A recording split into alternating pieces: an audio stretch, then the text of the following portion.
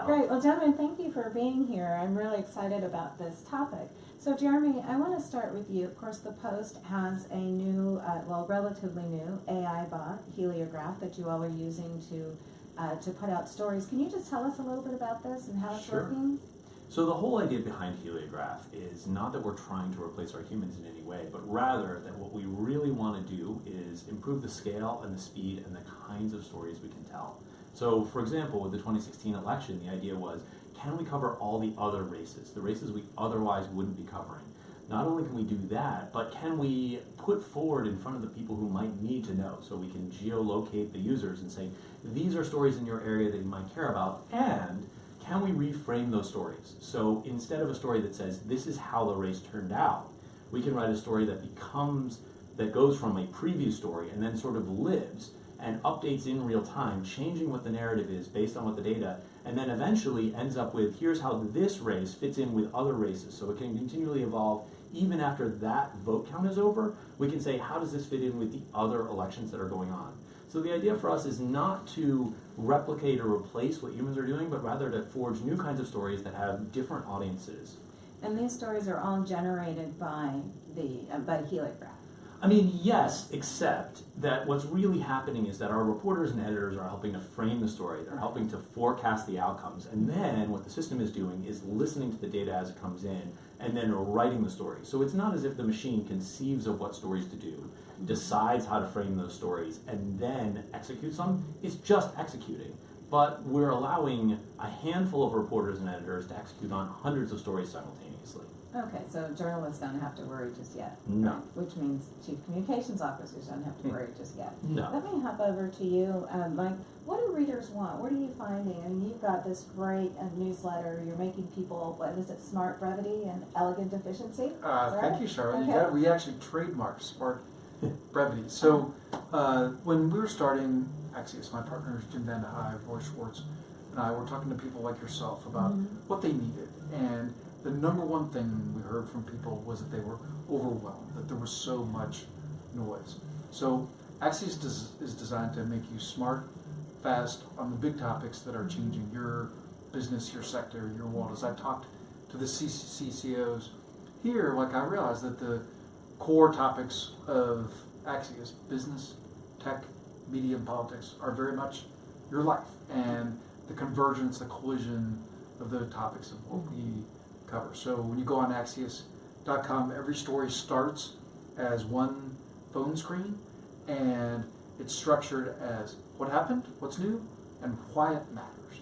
And then from there, readers have the power to go deeper or to read more, but it starts with a quick catch-up. Because what we found is that if we put something aside to read later, we never do. So the promise of Axios is we can make you smarter in real time. Okay.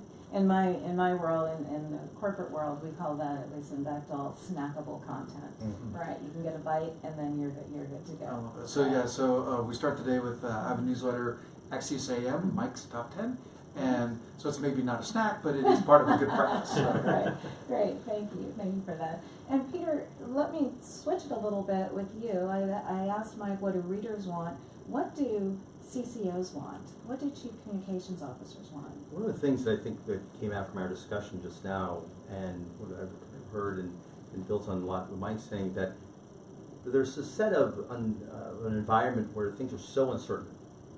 And that uncertainty exists largely because of disruption we're seeing with disruptive technologies like AI or blockchain.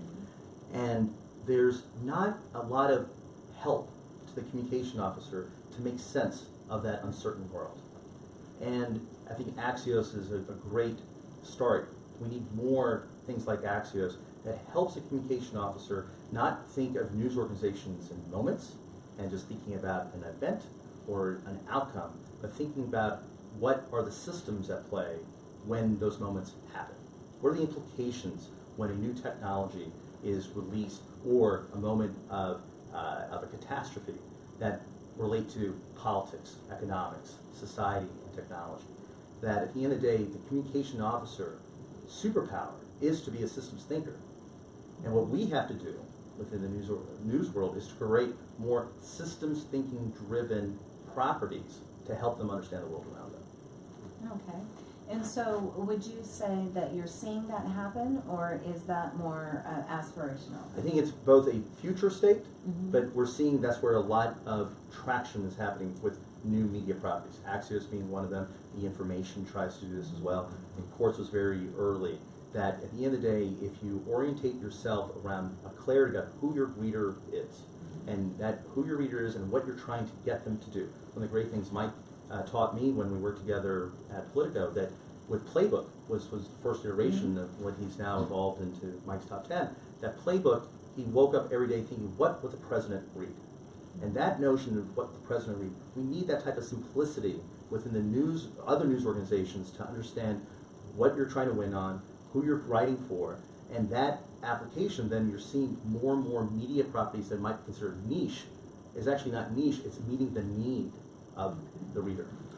Just to pick up on an idea Peter had there about what readers want, and for chief communication officers, like the idea of reader first is how we express it in our manifesto. Like, what would you respond to if you were on the other side of that message?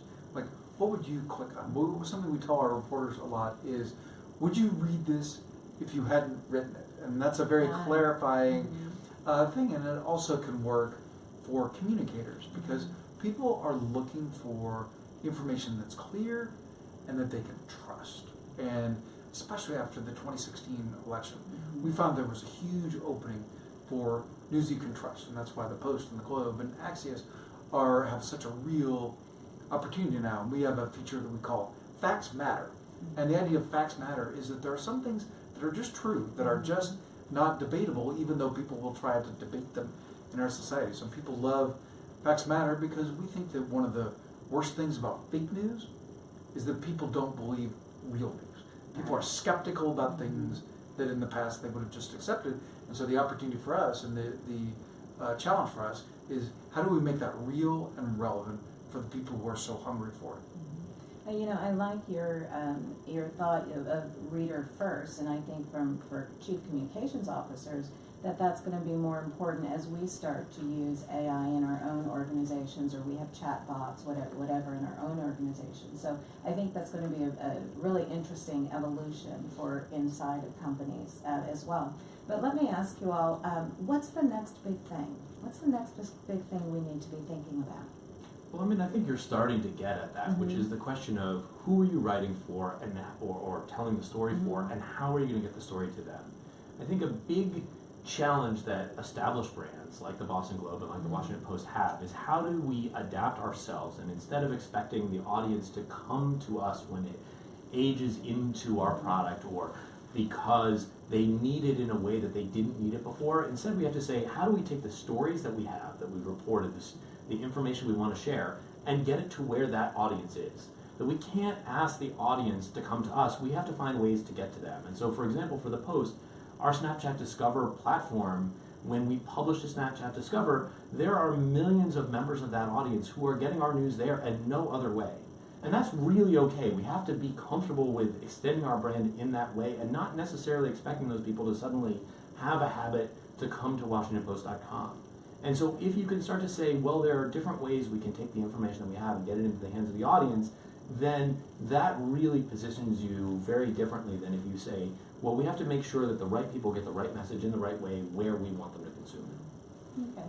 Peter, you're a disruptor and innovator. What's the You next troublemaker. big thing? Oh, troublemaker. I know, the worst. You know, I think all of these things that what we can't do, or what keeps me up at night, is that the shiny objects of new technologies that do put a smile on our face and they're fun to play with, that they become a distraction of what our core set of principles should be.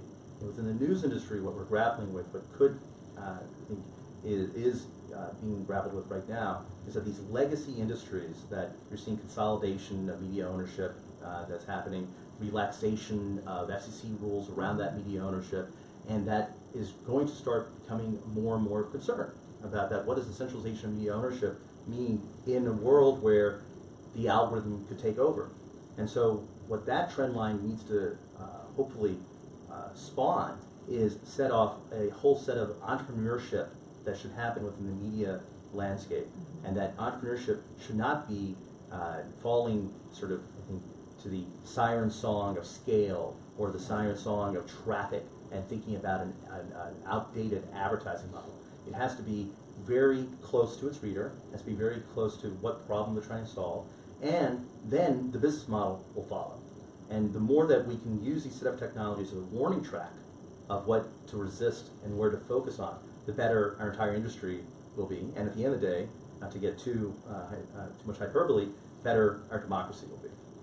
Great, thank you. And by the way, happy belated birthday. Oh, Mike, how about you? What's the next big thing in your world? Yeah, so what we're trying to do at Axios is use technology to bring readers clarity and elegance. So you talked about the idea of elegant efficiency. So when we look at every screen on Axios.com, and every store starts as one phone screen, and we look at every pixel, like what can you strip away? How can you make it clearer? And if I'm a communicator, if I'm a communications officer, that's what I'm going to do with my story. How can I strip away like all the things that we used to add onto it and just tell a clear message? What do I want people to take away? What do I want people to remember? And I was doing an interview with David Hogg, the Parkland survivor, and I asked him at the very end, I said, I've never asked anybody this, but I said, believe it or not, he was visiting DC for the march, and Axios was doing an event with him, and I said, David, believe it or not, there's people in this city who pay good money to get media trained. And I said, you seem to be a natural. I said, what advice would you give to somebody who's going on a Sunday show? And he said, have 3 points and tell the truth. And it's pretty good advice. Wow, I guess all those media trainers should be put out of business. No, because people won't listen. Well, listen, right, they have to hear more than one. So, and gentlemen, thank you very much. It's been a pleasure to have you on this panel, and we really appreciate your time. Charlene, thank you, and thank you, Arthur P. Thanks, everybody. Thank you very much.